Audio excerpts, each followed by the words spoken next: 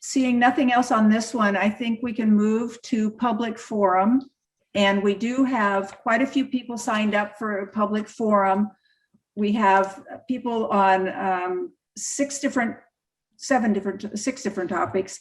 And so what we'd like to do is, of course, each person has 3 minutes. These are topics that the commission gets to hear from the public.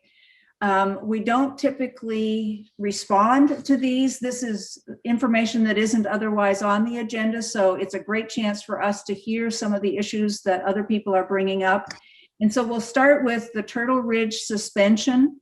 And the 4 people who would like to speak on this are Ben Thomas, Mary Bliss, Jackie Marsden, and Scott Beckstead. And each person will have 3 minutes. So if we can go ahead and start with Ben Thomas.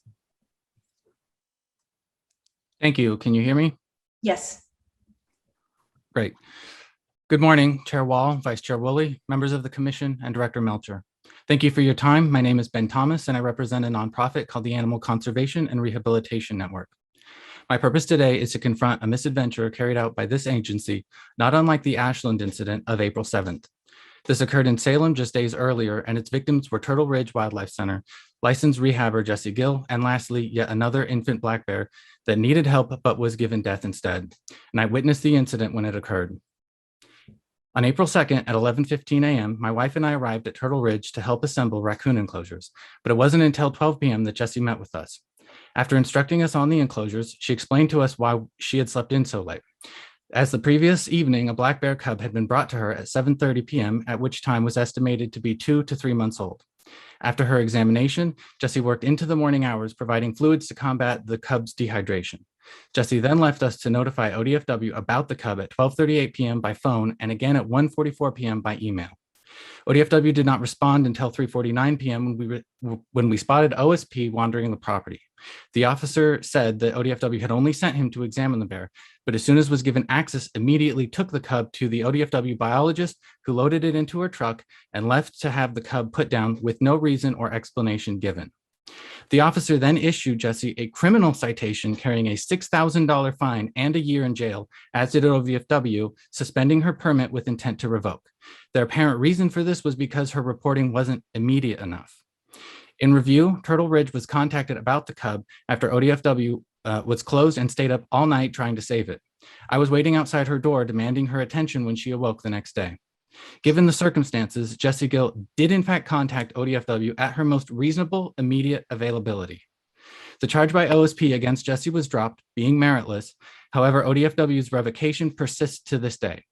And despite her cooperation, neither ODFW nor OSP attempted to communicate with Jessy to better understand the situation. Or had they, then the issuance of the citation and the suspension of her license is not only absurd, but also vindictive. I sent a letter addressing this at greater length, which is posted on our website for anyone who's interested in reading it. It concludes with a call on this commission and the director to rectify this tragedy, foremost by dropping the citation against Jessy, restoring her permit to its former status. My hope is that this governing body will take to heart what is said today as we wait to see what comes from this work group taken up by Commissioners Laphart and Khalil. We have seen a pattern of this agency policing wildlife rehabilitation and protection efforts juxtaposed to its collaborative partnerships with subsidized moneyed interests such as ranching and logging industries that actively harm wildlife and their habitats. This must change. Thank you. Thank you, Ben. I'm going to hold questions until the end of the people who are talking about this issue. Mary Bliss.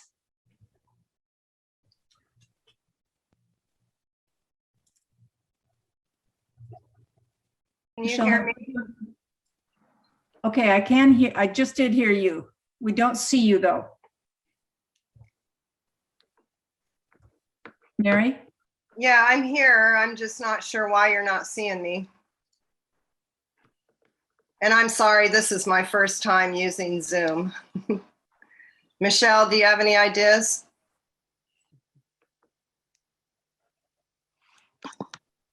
You know, I do not. It would be, do you see at the lower left-hand corner of your screen, there should be an option to mute or to end video?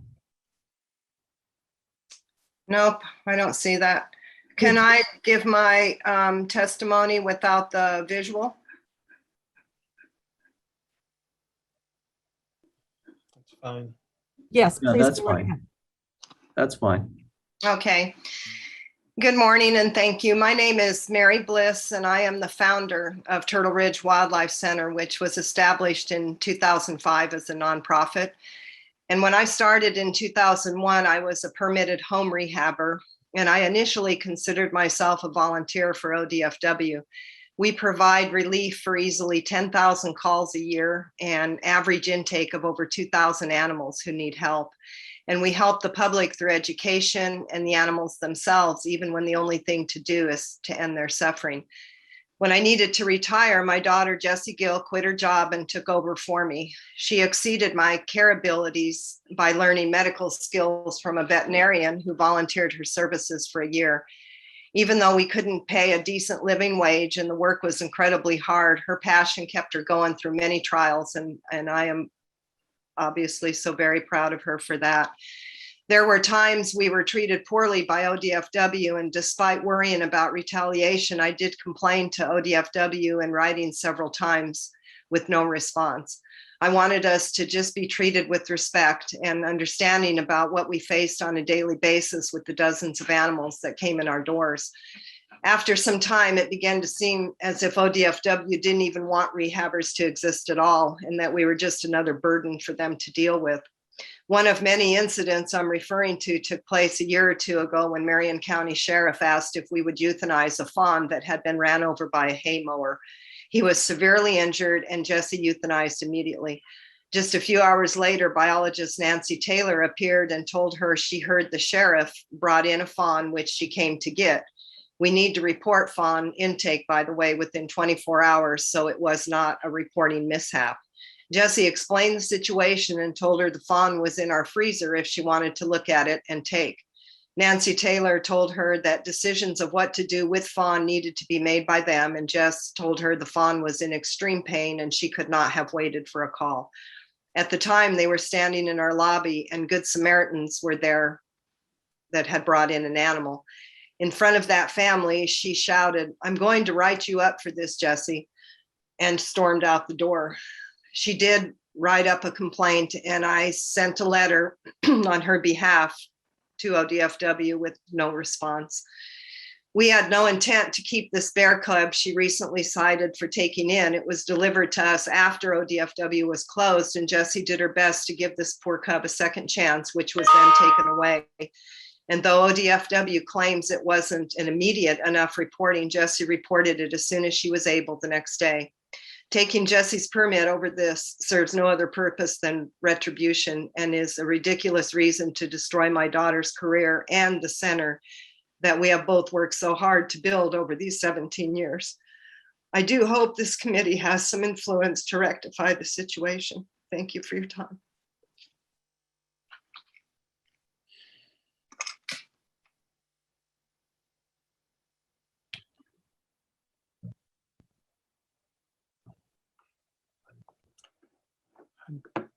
Do we have the next person in the queue? Yeah, it looks like maybe we lost the chair. I don't see the chair wall. So the next person on the list is Jackie Marsden. Hi, can you hear me? Yes, we can hear you. I don't see my videos, so I apologize. Well, let me get started, and I'll be brief. My name is Jackie Marsden. I'm the founder of Squirrel Refuge, a wildlife rehabilitation service in Vancouver, Washington. Founded it in 2010. He's a licensed wildlife rehabilitator with Washington Department of Fish and Wildlife for over 10 years. I know what Jessy did that night, and I know that she did report what any reasonable person find to be immediate. But it left me a question. I live in Oregon. I'm an Oregon native. I live in Clackamas County. I've never tried to license ODFW. And it's apparent, this is an example why. You have people like me who will serve with everything we have, 24 hours a day. Every day we are there and we serve the public. And I never understood why this animosity towards us exists. So I looked at the history, and this organization came into place over the wolf treaties because they had problems with wolves. Well, by the actions of that committee and that group, wolves were extinct in Oregon by 1960. And now you brought them all back in. And what are you doing? Can't manage wildlife. Nature manages wildlife and its populations, and it will fill any gap. So this constant killing of animals that come into our care does nothing but make ODFW look like they don't care about individual animals. And that is in fact true. There's a very select group of species that ODFW will care about, and the rest of them are nuisance. And as we encroach into their habitats, these nuisance species more and more are put under pressure by ODFW to reduce and control their sizes.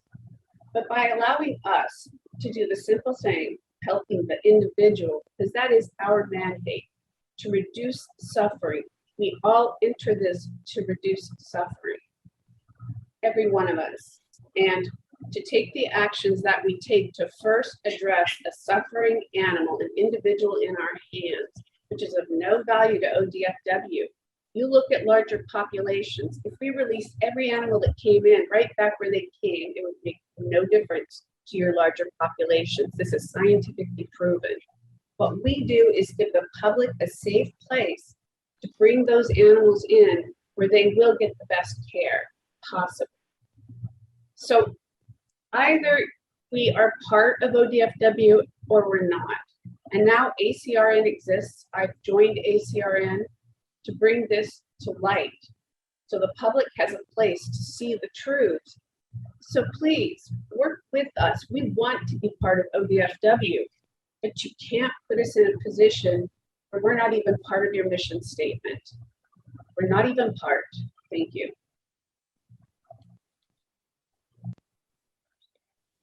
Thanks. And I know Chair Wall has lost her internet and she is trying to phone in. The next person is Scott Beckstead, and Mr. Vice Chair, I'll hand the controls off to you if you like, or I can continue. So Director, I don't have the list in front of me. Okay, I'll just continue then. That's fine. Thanks. Okay. Scott. Can you hear me okay? Yes. I'm not seeing my video, so I will just proceed without video. Chair Wall and members of the committee, for the record, I'm Scott Beckstead, Director of Campaigns for Animal Wellness Action and the Center for a Humane Economy. I'm also an adjunct professor of law at Willamette University, where I teach classes in animal law, wildlife law and policy, the Endangered Species Act, and Alaska wildlife law. I want to first touch on ODFW's killing of the 2 wolf pups before turning to the issue of the way the agency treats its licensed wildlife rehabilitators and the kind-hearted members of the public who try to help animals in need. Many Oregonians are baffled and outraged that the agency shot 2 3-month-old wolf pups from a helicopter to placate cattle ranchers. This sad case and the outright sadistic war being perpetrated on wolves in other states provide ample evidence that the states cannot be trusted to manage their wolves responsibly, and that the federal government must intervene immediately and restore protections for the American gray wolf under the Endangered Species Act.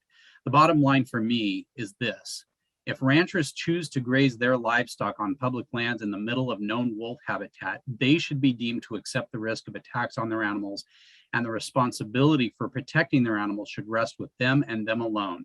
They are grazing their livestock at a taxpayer subsidized rate on our public lands, and it shouldn't be our wolves who pay the price for their decisions. Turning now to the issue of wildlife rehabilitators. Over my many years working in wildlife protection, I have heard from rehabilitators about being bullied and mistreated by ODFW. Instead of being supported by the agency, they live in constant fear that the slightest misstep will result in the loss of their license and possible criminal citations, as happened with the Turtle Ridge facility. ODFW's behavior toward the professionals at Turtle Ridge mirrors its action last April when it had an Ashland fire chief cited for a crime for acting on citizens' concerns about a baby bear in need, and the agency's killing of that cub, a vindictive act that appeared to show the public that they will be punished for helping animals and that punishment will include the killing of the animal they were trying to help. It also mirrors the actions of ODFW in ordering the bludgeoning death of a baby bobcat in 2019 who was merely in the wrong place at the wrong time and was otherwise a perfect candidate for rehab and release. What these cases reveal is an internal culture within ODFW that views acts of kindness with contempt, that actually punishes kind-hearted people trying to help animals in need, and that defaults to killing animals when what they really need is help and rescue. This internal culture of cruelty needs to change, and ODFW needs to evolve and embrace Oregon's strong tradition of humane treatment of animals. Wildlife rehab professionals should be supported, not persecuted. Kind people wanting to help animals should be given guidance, not charged with crimes. And animals in need should be helped and not killed. Thank you, and I'm happy to answer any questions. And it looks like the chair is back, so I will hand the meeting back to you, Chair Wall. Was that the fourth person under the Turtle Ridge topic? Yes, it was. Yes, it was. Thank you. Then I'll ask if there are any quick questions from the commissioners on any of these 4 people that you just heard, and my apologies for dropping off. I'll go back and listen to the rest of it later. Commissioner, Vice Chair Woolley. Oh, just a comment. Just seems like this is all the more reason for Commissioner Laphart's initiative to bring some different parties together to talk about this issue. So thank you, Commissioner Laphart. I think you have your work cut out for you, and I appreciate you, your efforts to bring parties together. Good point. Thank you. Then we'll go on to the next topic, wildlife rehabilitation and wildlife response resources, and Bob Salinger.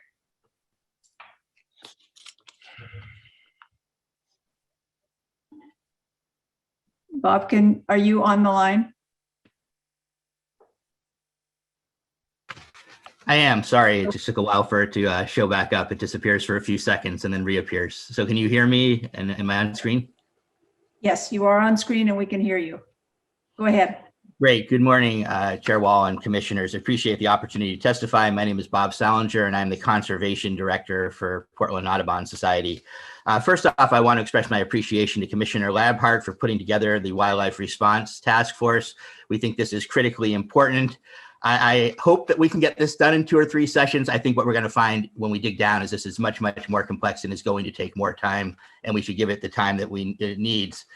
This morning, I want to reflect upon 2 events that have occurred in recent months, one of which you've already heard about today, that I think speak to why this is so important, and the fact that we not only need more resources for response to these situations, but we're also going to need a cultural shift as well. And that's one of the things I think we really got to think hard about.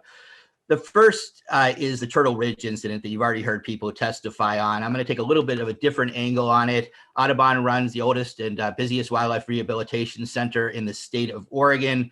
Audubon and HSUS have both submitted combined comments on this that we can share with you. But I just want to say on that issue that we are shocked by the way ODFW responded.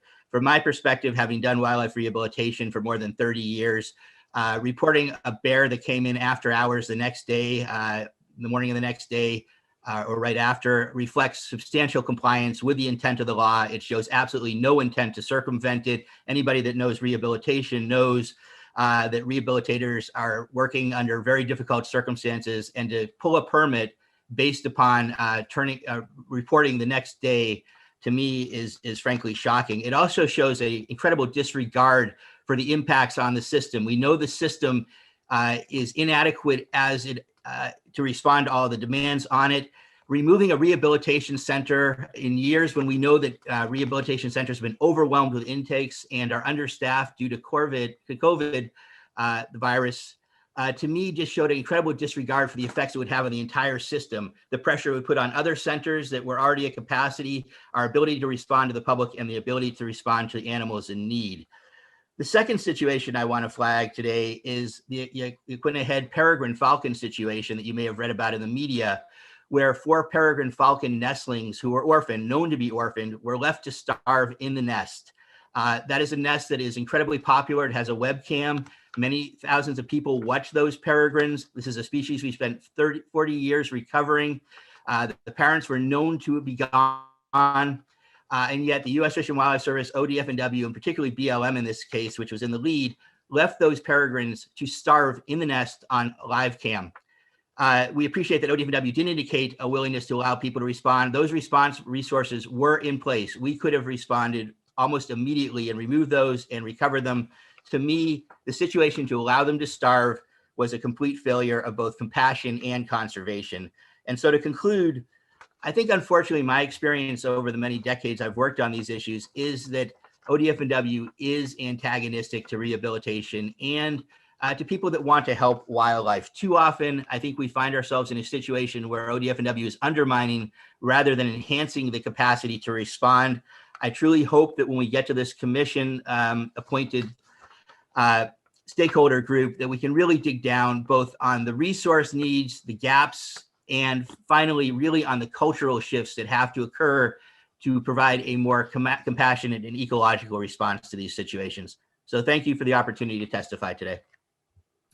Thank you, Bob. Are there questions from any of the commissioners?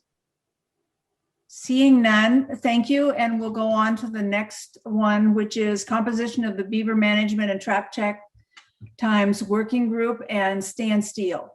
I actually have a question. Go for ahead. Bob. Go ahead, Commissioner Zarnowitz. Yeah, the peregrine situation, you said ODFW had been helpful. Why were the peregrines not taken out of the nest? Was that BLM's problem? All three agencies were involved, U.S. Fish and Wildlife, BLM, and ODFW. As far as we can tell from records requests that were reported in the media, all three agencies initially were hostile to intervention with an attitude that the public needed to understand that nature needed to take its course. Animals die, that's okay. I would disagree in a situation such as this, where you have a species that was known to be, or these individuals were known to be orphaned, and intervention was possible and relatively simple to facilitate, and the resources were in place. That is what rehabilitation does. This is also a species of concern as well. Later in the cycle, it does appear that ODFW was supportive when Audubon tried to force the issue and rescue those birds, but we were shut down. We actually had mobilized to do that, and we're working on it. There was a peregrine expert on the site monitoring the situation, and we were prepared to do that. But by that time, it was probably too late, and the BLM refused to let it go forward at that point. But the thing I think I'm most concerned about is that the resources that were available, and all three of those agencies should have been aware of them, should have been brought in on the first day. We should have gotten together. We should have had a discussion about what was possible and practicable, and we should have moved forward in a way that did the maximum to save those birds and to give the public confidence in the agencies that they truly do care and want to do the right thing. Instead, all the resources early went on to basically pushing the public away and saying, leave them alone, let nature take its course. And by the time a real discussion occurred, it was probably too late.